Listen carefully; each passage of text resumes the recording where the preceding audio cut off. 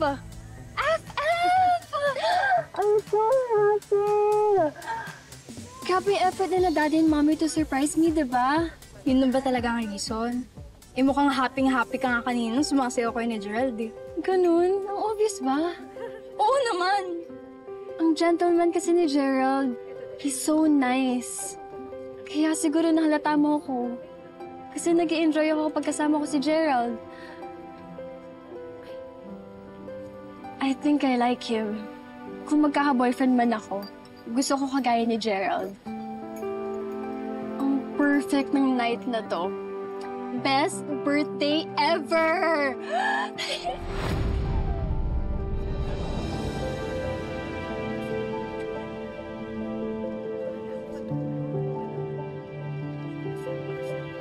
Bakit? Sa si Gerald? Ba't bigla mo siyang hinahanap? Ngayon ka pa ba maghahabol? Alam mo, may ibang gusto yung best friend ko.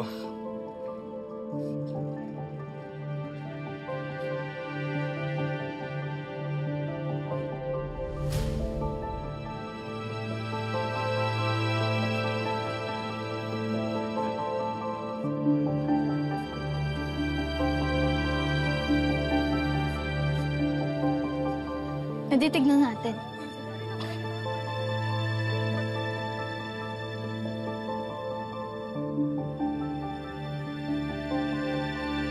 Gerald!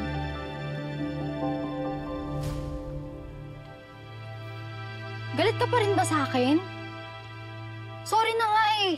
Hindi mo naman kailangan mag-sorry. Anong magagawa kung tropa lang ang tingin mo sa akin, di ba? Ganun ba yung dating nun sa'yo? Eh, paano kung sabihin ko sa'yo? Nagusto din kita.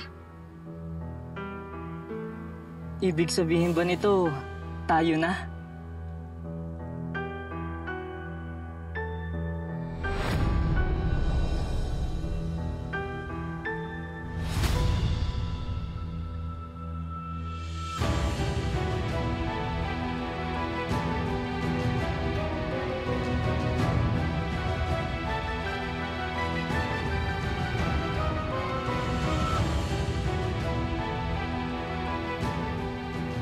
Baka naman may iba ka ng gusto eh. Wala. Ikaw lang, Betsy. I love you. Noon pa. At gaya ng lagi mong sinasabi, maasahan mo ako sa lahat ng bagay. Kasi mahal na mahal kita.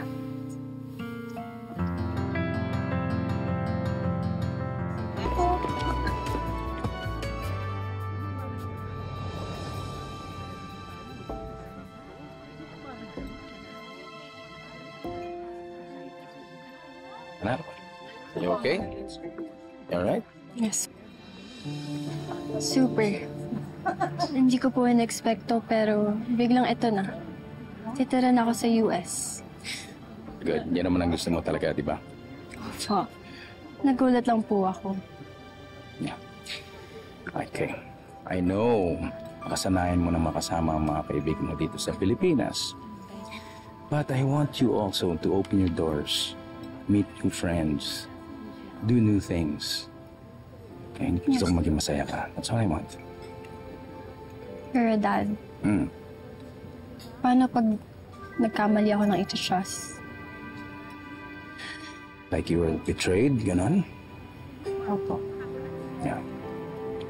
You know, may mga ibang tao, they don't deserve your time and attention. Hindi naman lahat ng mga taong tinuturing kang kaibigan na kaibigan mo.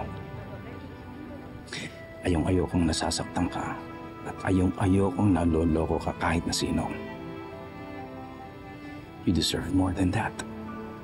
Much, much more than that.